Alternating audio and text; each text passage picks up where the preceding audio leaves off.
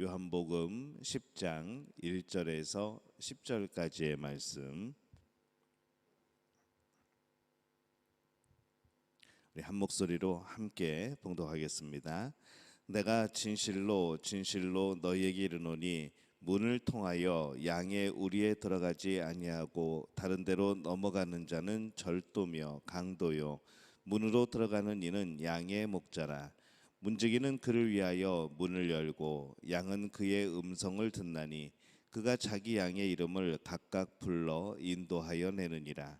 자기 양을 다 내놓은 후에 앞서가면 양들이 그의 음성을 아는 고로 따라오되 타인의 음성은 알지 못하는 고로 타인을 따르지 아니하고 도리어 도망하느니라. 예수께서 이 비유로 그들에게 말씀하셨으나 그들은 그가 하신 말씀이 무엇인지 알지 못하니라. 그러므로 예수께서 다시 이르시되 내가 진실로 진실로 너희에게 말하노니 나는 양의 문이라. 나보다 먼저 온 자는 다 절도요 강도니 양들이 듣지 아니하였느니라. 내가 문이니 누구든지 나로 말미암아 들어가면 구원을 받고 또는 들어가며 나오며 꼴을 얻으리라. 도둑이 오는 것은 도둑질을 하고 죽이고 멸망시키려는 것뿐이요 내가 온 것은 양으로 생명을 얻게 하고 더 풍성히 얻게 하려는 것이라. 아멘. 할렐루야. 하나님의 은혜가 오늘 새벽에 하루의 첫 시간을 주 앞에 드리는 우리 믿음의 가족들에게 함께 하시기를 예수님의 이름으로 축원합니다. 오늘 이 말씀은 양의 비유를 통해서 우리 하나님의 자녀 이 성도들이 알아야 되는 것들에 대해서 오늘 예수님이 말씀을 합니다. 이 요한복음 10장은 그 1장부터 이제 계속해서 이어져 온 예수님의 이 메시아 되심, 또 그 계시, 그리고 예수님의 그런 메시아에 대한 주장에 대한 이 마지막 부분이 됩니다. 예수님이 드러내신 이 하나님의 영광, 또 이것을 알게 된 사람들은 이제 그것을 발견하고 깨닫고 따라가야 되지요. 그래서 그것을 따라가는 것을 무엇으로 비유하여 설명하시는가 하면은 바로 양과 목자의 관계에서 그렇게 표현하고 계십니다. 양에게 중요한 것은 목자의 음성을 알아듣고 따라가는 것이라는 것이죠. 3절에 보면은 문지기는 그를 위하여 문을 열고 양은 그의 음성을 듣나니 그가 자기 양의 이름을 각각 불러 인도하여 내느니라. 이렇게 말씀을 합니다. 이 말씀을 우리가 이해하기 위해서는 좀 배경이 필요합니다. 이 당시 마을에는 이제 공동으로 사용되는 그런 이제 양의 그런 울타리가 있습니다. 그래서 이 마을 사람들은 자신의 양을 그곳에 맡긴 것이죠. 그러니까 이제 공동으로 맡겨지는 그런 우리가 있던 겁니다. 그리고 저녁에 그 양들을 돌보는 문지기가 또 따로 있었던 것이죠. 그래서 아침이 되면은 양에게 이제 신선한 풀을 뜯게 하기 위하여서 이제 목자는 자신의 양들을 찾아옵니다. 우리들이 보기에는 양들이 다 똑같아 보이고 이게 뭐 구별도 안 되고 그러겠지만은 이 양의 목자들은 자신들의 양을 각각의 이름을 부르며 알 정도로 다 알아보고 또 양들은 또 그 주인의 그 목자의 음성을 들어서 잘 알고 있는 것이죠. 그래서 그 우리 안에 있던 이 다른 사람들의 양이 함께 섞여 있어도 이 목자가 양을 부르면은 자기 목자의 음성을 듣고 그 양들이 알아서 따라 나오는 겁니다. 목자가 양을 인도할 때도 마찬가지죠. 4절에 보면은 자기 양을 다 내놓은 후에 앞서가면 양들이 그의 음성을 아는 고로 따라오되 그렇게 말씀을 합니다. 보통 양을 칠 때는 이제 다른 문화권에서는 양치기 개가 따로 있죠. 그래서 이제 목자가 어느 방향으로 가면은 계속 그 양치기 개가 뛰어다니면서 다른 데로 가지 못하게 또 주인을 향해서 갈 수 있게 그렇게 계속해서 이끌어가는 그런 개가 있습니다. 그런데 이 팔레스틴 이 지방에서는 양치기 개가 없습니다. 양을 이끄는 방식은 오직 목자의 목소리였던 것이죠. 그래서 이 목자는 앞에서 소리로 양을 부르면서 이끌었고 또 양은 그 목자의 음성을 기억하고 그 목자를 따라가는 이제 그런 방식이었습니다. 그래서 이것을 보면서 이 목자와 양 사이의 가장 이상적인 모습, 그것을 예수님이 말씀하신 겁니다. 예수님께서 우리의 목자가 되시고 우리는 그의 양이 되는 것이죠. 우리는 그의 목소리를 알아야 됩니다. 구분하여야 들을 수 있는 것이죠. 예수님의 목소리를 구분하지 못하면은 예수님의 인도하심을 받을 수가 없는 겁니다.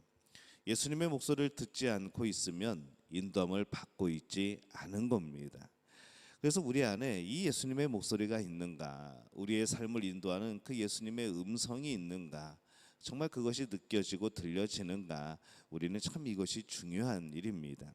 신앙생활을 한다고 하지만은 그 신앙생활을 한다는 것은 날마다 예수님이 주시는 마음을 품고 살아가는 것이고 그 예수님의 음성을 듣고 살아가는 겁니다.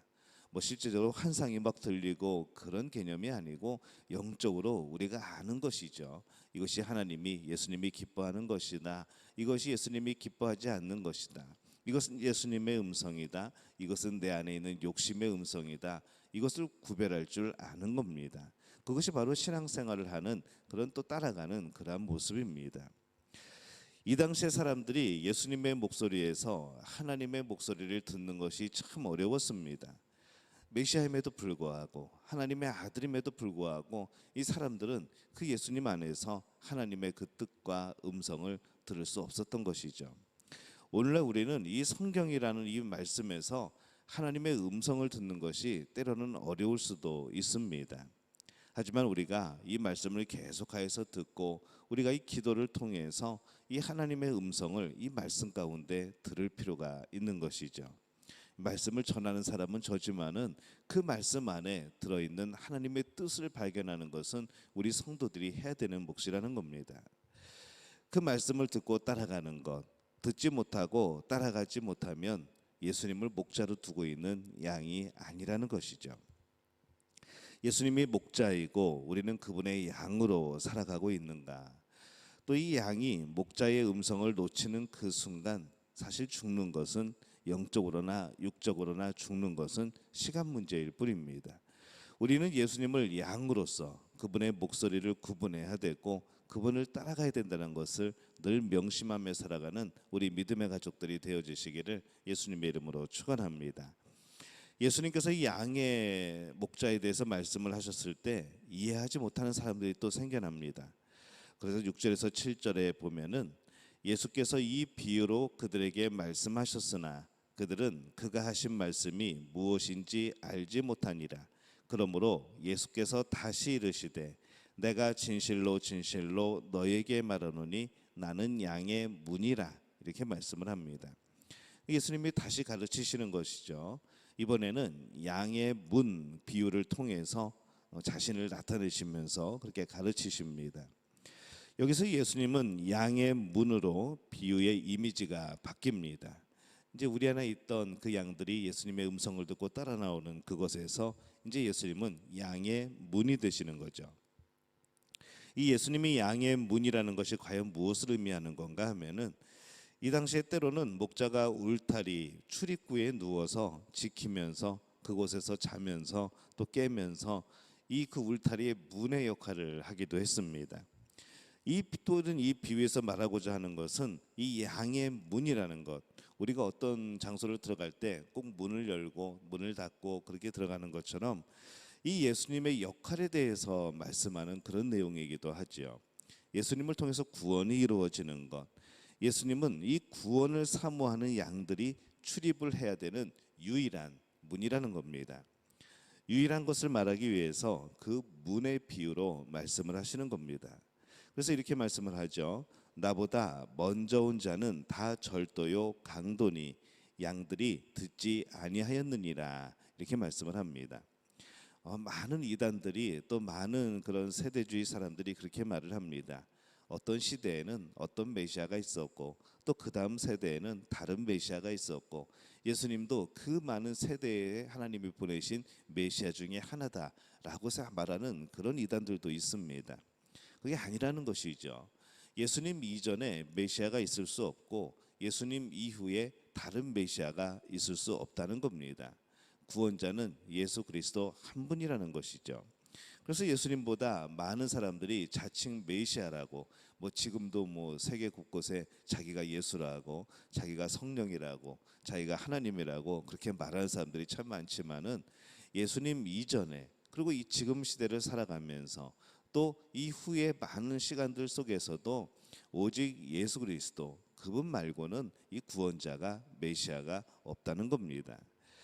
예수님 이전에도 다른 이들이 구원의 약속을 하고 오기도 했습니다. 근데 그들은 참된 메시아가 아니었고 그들이 하려는 방식은 이 하나님의 말씀과 십자가의 희생이 아니라 칼로, 무력으로, 또 때로는 정치로 그것을 하기를 원했던 겁니다.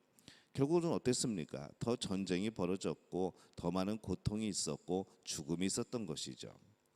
예수님 당시에도 많은 열심당원들이 있었습니다. 그들은 여전히 전쟁을 주장하고 있었죠.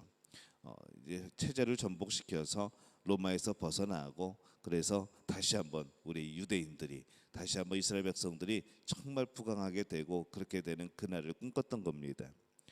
그들은 그렇게 절도나 강도처럼 폭력으로 그것을 이루려고 했던 겁니다. 당연히 이루어지지 못하죠. 9절에 보면은 내가 문이니 누구든지 나로 말미암아 들어가면 구원을 받고 또는 들어가며 나오며 꼴을 얻으리라 이렇게 말씀을 합니다. 예수님은 유일한 구원의 문입니다. 양들이 출입해야 되는 유일한 문인 것이죠. 예수님을 통해 들어가야만 구원을 받게 되는 겁니다. 그래서 도둑이 오는 것은 도둑질하고 죽이고 멸망시키려는 것뿐이요 내가 온 것은 양으로 생명을 얻게 하고 더 풍성히 얻게 하려는 것이라 이렇게 말씀을 합니다. 이 구원의 문, 스스로 구원의 문이라고 말했던 많은 사람들을 오히려 죽이고 멸망시켜 버렸습니다. 오직 예수라는 문을 통해서 들어가야만 사람이 생명을 얻고 바로 하나님의 자녀가 되고 천국의 백성이 되는 것이죠. 우리가 들어가야 될 문은 오직 예수 그리스도 바로 양의 문인 줄로 믿습니다. 그분을 통하여서 들어가고 그분을 통하여 나오고 그 안에서 꼴을 먹고 우리는 살 수가 있는 겁니다. 예수님만이 우리의 문이죠. 다른 문을 찾아가면 도살장으로 끌려가는 그런 문이 될 수밖에 없습니다. 늘 예수님을 바라보면서 예수님을 찾아가는 믿음의 가족들이 되어주시기를 바랍니다. 이 신앙인이 알아야 될 두 가지 비유로 오늘 예수님이 말씀을 합니다. 양과 목자의 비유 그리고 양의 문에 대한 비유입니다. 예수님이 양의 목자입니다. 그렇기 때문에 우리는 항상 그 목자의 소리를 귀 기울여 들어야 되는 것이죠. 예수님이 또 양의 문입니다. 그래서 나가거나 들어갈 때 우리는 항상 깨어 있어서 그 문을 잘 찾아가야 되는 것이죠. 오늘날에도 이 말씀과 기도로 그 예수님의 음성을 듣기 위해서 노력하는 많은 이들이 있습니다.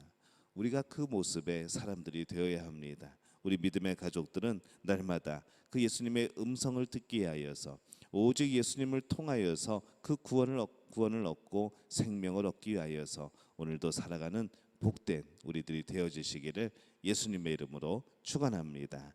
기도하겠습니다.